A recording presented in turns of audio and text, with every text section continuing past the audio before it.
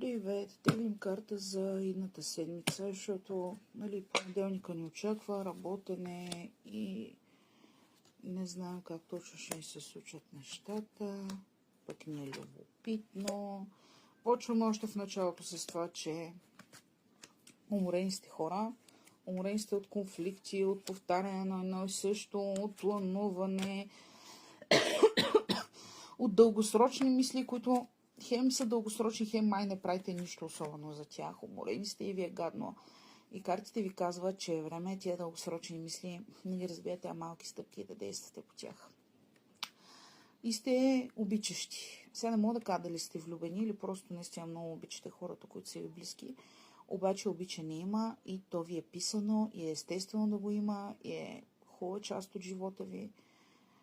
Браво, шапка ви сваляме, че не го правите отровно. В бъдещето излизат много интересни предизвикателства. В бъдещето излизат много интересни предизвикателства. Първото е свързано с страсти, които изпитвате. И тъй като гледам, страстите ви малко надценяват ситуацията. Очакванията ви надхвърлят това, което в момента е възможно. Тая карта призовава да се освободите от илюзиите, независимо дали сами сте си ги вкарали в главата или някой друг пакет. Тая казва, че страшно много шумотевица се дига за това, дето вее.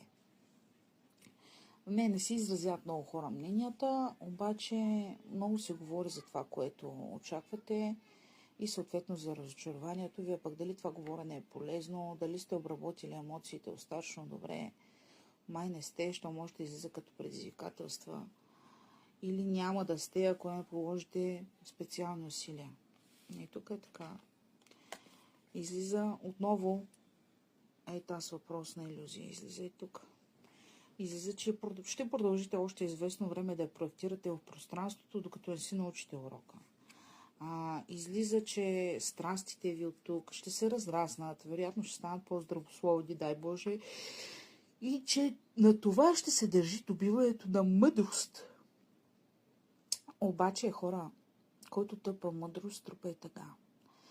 Тъй, че имайте предвид, че за да стигнете до мъдрост, ще трябва да преминете през перипетии някакви, през разочарования, през конфликти, в които си врат много хора гагата. И силно се надявам, че тази любов и страстите, които са свързани с нея, ще ви докарат до мъдрост, която да ви помага да разпознавате доброто и любовта. Пожелавам ви приятен ден, хубава седмица и ви напомням, че почти всеки ден си